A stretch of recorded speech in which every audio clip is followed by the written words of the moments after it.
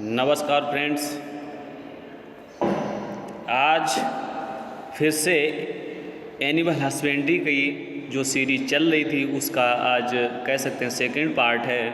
ठीक है, तो आज हम लोग सेकंड पार्ट के क्वेश्चन देखते हैं किस प्रकार के दिए हुए हैं। आज के पार्ट में काफ़ी इंपॉर्टेंट टाइप के क्वेश्चन दिए हैं। ठीक है, तो वन बाय वन करके हम लोग देखते हैं किस प्रकार के दिए हैं। ठीक है, तो देखते हैं फर्स्ट क्या दिया है।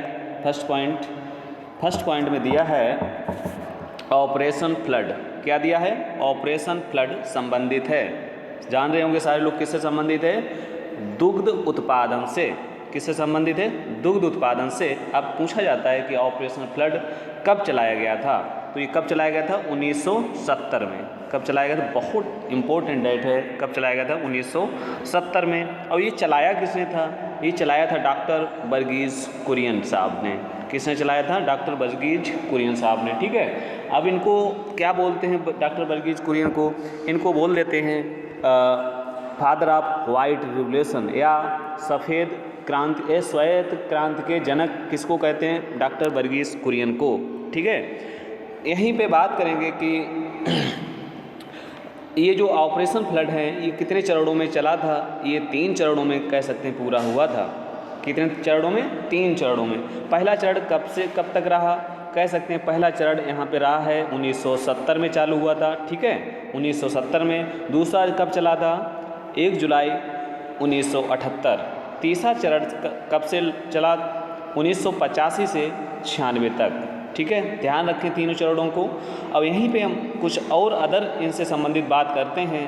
पूछा जाता है कि राष्ट्रीय दुग्ध दिवस कब मनाते हैं? तो कब मनाते हैं? राष्ट्रीय दुग्ध दिवस 26 कब मनाते हैं? 26, ध्यान दें सारे लोग, कब मनाते हैं? 26 नवंबर को।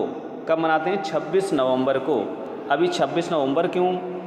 क्योंकि 26 नवंबर को कह सकते हैं वर्गीज कुरियन साहब का जो जन्म, कह सकते हैं बर्थडे वाले दिन को ही हम लोग राष्ट्रीय, कह सकते हैं राष्ट्रीय मिल्क दुग्ध दिवस मनाते हैं। ठीक है, नेशनल मिल्क डे। और यहीं पे बात करेंगे बर्ड मिल्क डे। क्या? बर्ड मिल्क डे मतलब विश्व दुग्ध दिवस कब मनाते हैं? ठीक है, वो हम लोग मनाते हैं 1 जून को। कब मनाते हैं? 1 जून को। ठीक है, तो ये भी याद रखें। साथ ही साथ चलते हैं नेक्स्ट पॉइंट की ओर। क्या दिया है? नेक्स्ट दिया है मुर्गियों की सबसे अच्छी, क्या ना, मुर्गियों की सबसे अधिक संख्या किस राज्य में है? पूछा जाता है कि मुर्गियों की जो संख्या है सर्वाधिक किस राज्य में पाई जाती है? तो वो किस राज्य में पाई जाती है? आंध्र प्रदेश में। ठीक है, तो इसीलिए आंध्र प्रदेश को क्या कहते हैं? एशिया की, क्या कहते हैं? एशिया की अंडे की डलिया या टोकरी। ठीक है, एशिया की अंडे की टोकरी या डलिया। ठीक है, किसको कहते हैं? आंध्र प्रदेश को। क्योंकि सबसे ज़्यादा अंडा उत्पादन में भी कह सकते हैं नंबर 1 पे है कौन? आंध्र प्रदेश। और मुर्गियों की संख्या भी वहाँ सर्वाधिक पाई जाती है। ठीक है, और यहीं पे बात करेंगे नाड़ीगत। जो मुर्गी होती है उसकी नाड़ीगत जो होती है वो कितनी होती है? 200 से 350 गति प्रति मिनट। ठीक है, और यहीं पे और भी बात करेंगे जो बच्चा, कह सकते हैं मुर्गियों में जो बच्चा देने की क्रिया है उसको क्या कहते हैं? हैचिंग। क्या कहते हैं? हैचिंग कहते हैं। बच्चा देने की क्रिया हैचिंग कहलाता है। और जो मैथुन क्रिया होती है उसको सर्विंग कहते हैं। क्या कहते हैं? सर्विंग कहते हैं। मुर्गियों में सर्विंग कहते हैं। ठीक है, और भी बात करेंगे मुर्गी से संबंधित। एक मोरैक्स बीमारी लगती है। किसमें लगती है? मोरैक्स। क्या लगती है? मोरैक्स बीमारी मुर्गियों में लगती है। ठीक है, किससे संबंधित है? मुर्गियों से। ये पूछ लिया जाता है। ठीक है, चलते हैं नेक्स्ट क्वेश्चन की ओर। नेक्स्ट दिया है अल्पाइन। क्या दिया है? अल्पाइन नस्ल है। ये किसकी नस्ल है? बकरी की। पूछा जाता है अल्पाइन नस्ल है किसकी है? बकरी की। इसका ओरिजिन प्लेस पूछा जाता है, जन्म स्थान या उत्पत्ति स्थान। तो कहाँ है? फ्रांस। ध्यान रखें, कहाँ है? फ्रांस। और यहीं पे ये भी बात करेंगे कि ये किस प्रकार की नस्ल है? Milch breed. कह सकते हैं मिल्च मतलब दुग्ध वाली ये नस्ल है। कौन सी? दुग्ध उत्पादनों के लिए सिर्फ पाली जाती है। एक ही पर्पज क्या है इसका? मिल्च पर्पजेज के लिए पाली जाती। कौन सी? अल्पाइन नस्ल की बकरी। ठीक है, तो अगला देखते हैं पॉइंट क्या दिया है? भेड़ की सबसे ऊंची नस्ल। बात करेंगे यहाँ पे, अक्सर क्वेश्चन ही पूछा जाता है, ये पिछली बार टीईटी में क्वेश्चन आया हुआ था क्या, कि भेड़ की सबसे ऊंची नस्ल कौन सी होती है? नेल्लोर। याद रखें सारे लोग, कौन सी? नेल्लोर। ये आपकी सबसे ऊंची, भारत में कह सकते हैं भारत की सबसे ऊंची नस्ल जो नेल्लोर है। अगर बर्ड की बात करें, विश्व की बात करेंगे तो लिंकन है, ये भी याद रखें, ठीक है। और भी देखते हैं यहाँ पे क्या दिया है, क्या पास्चुराइजेशन सुना होगा आप लोगों ने। पास्चुराइजेशन क्या होता है? पास्चुराइजेशन नष्ट करता है क्या? जीवाणु के जीवित स्पोर। क्या करता है? जीवाणु के जीवित स्पोर, कह सकते हैं लिविंग स्पोर, बैक्टीरिया के लिविंग स्पोर जो होते हैं उसको ये क्या किल कर देता है, ठीक है। कौन? पास्चुराइजेशन के थ्रू, ठीक है। जो हम लोगों को मार्केट में मिल्क मिलता है वो पास्चुराइज्ड मिल्क होता है, ये सारे लोग जानते ही होंगे, ठीक है। तो और भी पूछा जाता है कि पास्चुराइजेशन की खोज किसने की? तो किसने की? लुईस पास्चर ने, ठीक है। लुईस पास्चर एक वैज्ञानिक थे, उन्होंने इसकी खोज की, ठीक है। तो आगे दिया है पास्चुराइजेशन कितने कह सकते हैं प्रकार की क्रिया होती है? तो ये 3 प्रकार से पास्चुराइजेशन क्रिया की जा सकती है, ठीक है, 3 प्रकार से। तो कौन सी पहली है यहाँ पे देख रहे होंगे? पहली है ALT का मतलब लो टेम्परेचर लॉन्ग टाइम। जब भाई टेम्परेचर लो होगा, कम होगा तो समय ज़्यादा लगेगा, बिल्कुल सही बात है। तो यहाँ पे टेम्परेचर कितना रखते हैं लो ALT में? 61 से 63 डिग्री सेल्सियस। और टेम्परेचर कितने दिन टाइम के लिए देते हैं? 30 मिनट के लिए देते हैं, ठीक है, ALT में। ST सेकेंड क्या दिया है? ST, ठीक है। इसका मतलब क्या है? High temperature short time. क्या है? टेम्परेचर हाई होगा तो समय बिल्कुल शॉर्ट में हो जाएगा, हाई टेम्परेचर शॉर्ट टाइम। तो कितना टेम्परेचर देते हैं इसमें? 71 से 76 डिग्री सेल्सियस, 71 से 76.6 डिग्री सेल्सियस। और कितना समय रखते हैं उसमें? 15 सेकेंड ओनली। कितना? 15 सेकेंड ओनली देते हैं टाइम, ठीक है। तो अगला दिया है यहाँ पे, देखते हैं थर्ड में क्या दिया है। थर्ड में देख रहे होंगे UHT, इसको क्या कहते हैं? Ultra high temperature. क्या कहते हैं? अल्ट्रा हाई टेम्परेचर, ठीक है। इसमें कितना देते हैं? 148 डिग्री सेल्सियस। वो कितना समय लेते हैं? एक से 5 सेकेंड कह सकते हैं, 1 से 5 सेकेंड तक देते हैं उसमें, ठीक है। और यहीं पे अगर बात करेंगे, अगर डिग्री सेल्सियस हम लोग तापमान बढ़ाते हैं तो उसका कह सकते हैं जो टाइम पीरियड है वो कितना कम हो जाता है, सोचिए 4.5 कह सकते हैं। अगर 149 डिग्री सेल्सियस पर हम लोग गर्म करेंगे तब टाइम कितना देंगे? ओनली 0.5 डिग्री सेल्सियस पे ही कह सकते हैं बॉयल पास्चुराइज्ड हो जाएगा मिल्क, ठीक है। इसी प्रकार से कह सकते हैं जो हम लोग मार्केट से में मिलता है मिल्क, तो वो ऑलरेडी पास्चुराइज्ड होता है, उसको हम लोग डायरेक्ट कंज्यूम कर सकते हैं, डायरेक्ट उसको लाके यूज कर सकते हैं, उसको गर्म करने की विशेष आवश्यकता नहीं होती है। लेकिन हम लोग क्या है कि लाते हैं फिर भी गर्म करके पीते हैं, ये तो हमारे साथ गलत बात है, ठीक है। तो अगला पॉइंट है क्या? Followed by rapid cooling. यहाँ पे बात की गई रैपिड कूलिंग, अगर मुझे ठंडा करना है तो कितने डिग्री सेल्सियस पे करते हैं? तो यहाँ पे दिया है 10 डिग्री सेल्सियस और बिलो, कह सकते हैं 10 डिग्री सेल्सियस पे या उससे कम पे क्या कर लेते हैं? ठंडा कर लेते हैं, ठीक है। अगला दिया है कुल दुग्ध प्रोटीन में केसीन मात्रा। क्या दिया है? कुल दुग्ध प्रोटीन में केसीन की पर्टिकुलर मात्रा कितनी पाई जाती है? जो कुल प्रोटीन होगी उसमें केसीन की पर्टिकुलर कितनी मात्रा होगी? तो कह सकते हैं यहाँ पे कितनी होगी? 80 से 83%, ठीक है। जो केसीन प्रोटीन है कुल प्रोटीन की 80 से 83% मात्रा पाई जाती है, ठीक है। तो यहीं पे थारपारकर नस्ल की बात करेंगे। थारपारकर नस्ल किसकी है? पहली बात यही जान लें सारे लोग, किसकी है? गाय की है। किसकी है? गाय की है, ठीक है, गाय की। अब ये नस्ल है कैसी? दुग्ध उत्पादन के लिए नहीं, ये दोनों पर्पज, एक कह सकते हैं दुग्ध उत्पादन, कह सकते हैं दुग्ध के हिसाब से पाली जाती है, और भार ढोने के लिए या कह सकते हैं जुताई उताई के लिए, ठीक है। तो इसके 2 पर्पजेज होते हैं, ठीक है। तो क्या है? ये द्विकाजी नस्ल है, कौन सी? थारपारकर, ठीक है। तो इसका जन्म स्थान पूछा जाता है कहाँ है? पाकिस्तान, ठीक है, पाकिस्तान।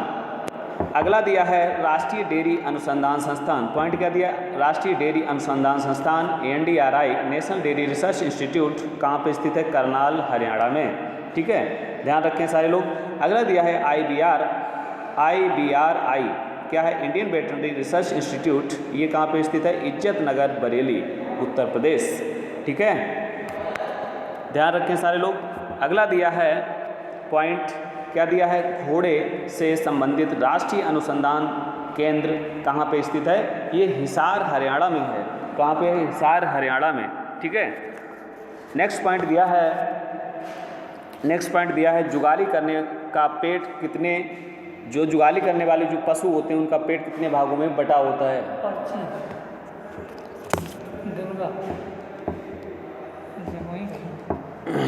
ठीक है, तो इस प्रकार से कह सकते हैं जो जुगाली करने वाले जो पशु होते हैं, ठीक है, उनका जो पेट होता है कितने भागों में डिवाइडेशन होता है? 4 भागों में होता है। ठीक है, कितने भागों में? 4 भागों में होता है।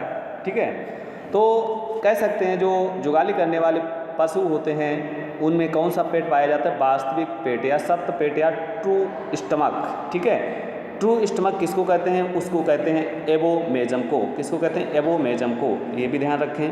ठीक है, काफ़ी इंपॉर्टेंट क्वेश्चन अक्सर जहाँ पे कह सकते हैं एग्रीकल्चर के क्वेश्चन एग्जाम होते हैं वहाँ पे डेयरी से संबंधित जरूर कुछ ना कुछ क्वेश्चन पूछे जाते हैं। तो डेयरी में जो मोस्ट इंपॉर्टेंट टाइप के पॉइंट्स हैं वही मैं आज लाया हूँ। ठीक है, अगर कह सकते हैं जानकारी अच्छी लगे तो चैनल को सब्सक्राइब करें एंड शेयर करना ना भूलें।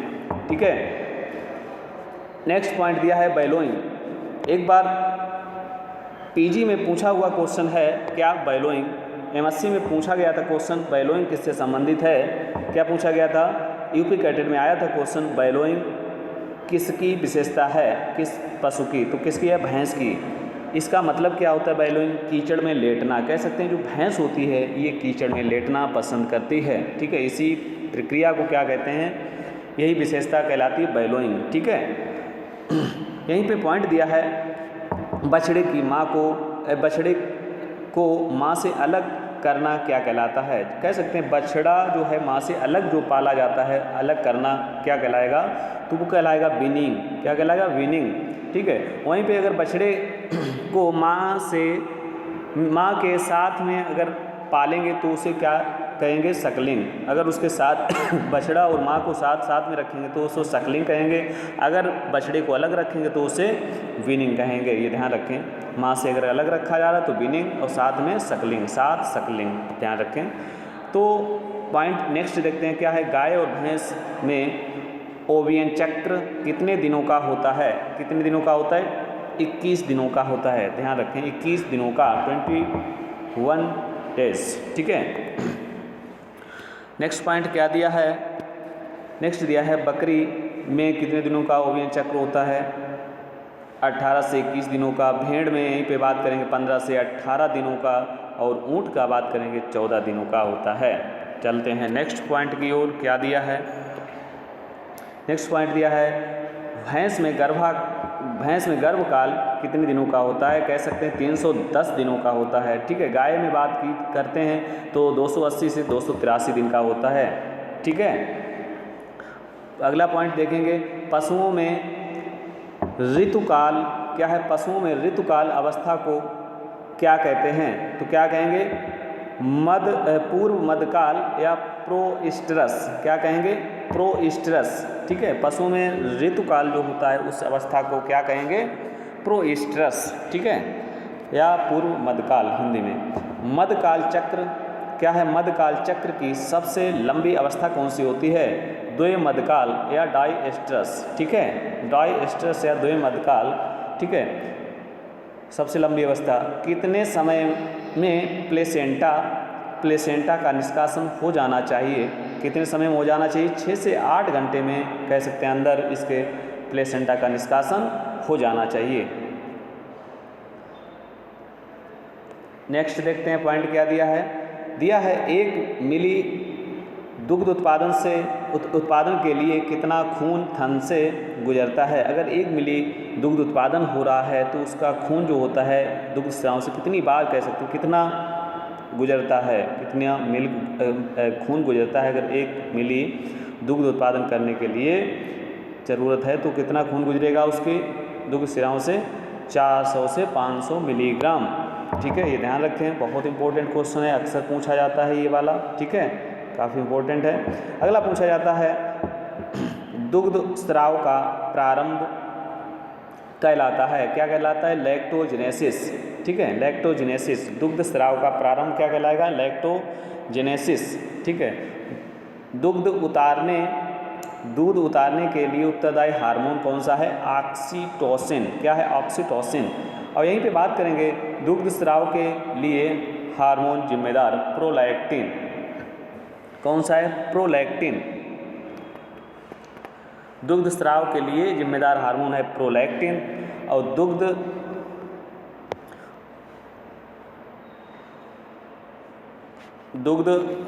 दुग्ध उतारने के लिए कौन सा है? ऑक्सीटोसिन। और दुग्ध स्राव के लिए कौन सा है? प्रोलैक्टिन। ध्यान रखें। नेक्स्ट दिया है कोमल चारे में नमी की मात्रा। जो कोमल चारा, सॉफ्ट चारा होते हैं, उसमें कितनी नमी होनी चाहिए? 40 से 60%। ठीक है, दलहनी चारों में पास क्रूड प्रोटीन कितनी होनी चाहिए? 2.5 से 3.5%, 2.5 से 3% तक होनी चाहिए। ठीक है, अगला दिया है अदलहनी में DCP जो डाइजेस्टिबल क्रूड प्रोटीन होती है वो कितनी होती है?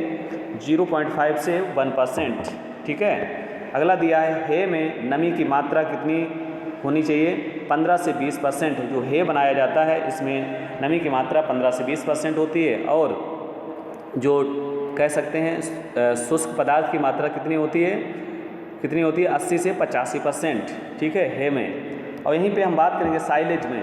किसमें? साइलेज में। साइलेज जान रहे होंगे आप लोग। इसमें क्या होता है? नमी होती है 60 से 65%। कितनी? 60 से 65%। ठीक है, 60 से 65% नमी होती है। और ड्राई मैटर आपका शुष्क पदार्थ कितना होता है? 35 से 40%। ठीक है, 35 से 40%। याद रखें सारे लोग। ठीक है, काफ़ी इंपॉर्टेंट है। पूछा जाता है कि हे सबसे अच्छा किसका बनता है? बरसीम का। किसका? बरसीम का। बरसीम का हे सबसे अच्छा जो होता है वो किसका बनता है? बरसीम का। और जो साइलेज की बात करेंगे, ये सबसे अच्छा किसका बनता है? किसका बनता है? मक्का का। ध्यान रखें, किसका? मक्का का। ध्यान रखना सारे लोग, काफ़ी इंपॉर्टेंट। तो अगला पॉइंट बात करेंगे कौन सा है? बकरी की सबसे बड़ी नस्ल कौन सी है? जमुनापारी। सारे लोग जान रहे होंगे, जमुनापारी नस्ल जो है सबसे लंबी होती है। ठीक है, सबसे बड़ी बकरी की नस्ल जमुनापारी। इसमें एक खासियत पाई जाती है कि रोमन नोज किस बकरी की कह सकते बकरी का लक्षण है? मुख। क्या है? Roman nose. याद रखने, रोमन नोज।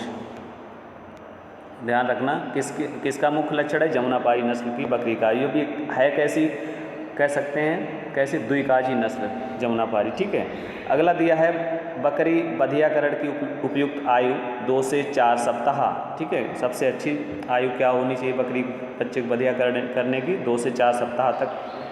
ठीक है, अगला दिया है सींग रोधन के रसायन प्रयोग। कास्टिक पोटास की छड़ प्रयोग करते हैं। क्या करते हैं? कास्टिक पोटास की छड़। ठीक है, अगला दिया है पॉइंट सुअर में परिपक्वता की आयु। क्या है? सुअर में परिपक्वता की आयु 6 से 8 महीने की होती है। कितनी होती है? 6 से 8 महीने की। ठीक है, अगला दिया है मध्यकाल। जो उसका मध्यकाल है वो कितने दिन का होता है? 21 दिन का होता है। किसका? सुअर का। ठीक है, यहीं पे गर्भकाल की बात करें, गेस्टेशन पीरियड की, तो वो कितना होता है? 114 दिन।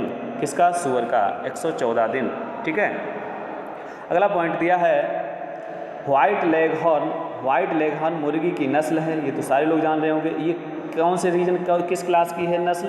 तो ये है मेडिटेरियन क्लास की। ठीक है, कौन सी? मेडिटेरियन क्लास की। ठीक है, ये पूछा जाता है किस क्लास की है व्हाइट लेगहॉर्न? मेडिटेरियन क्लास की।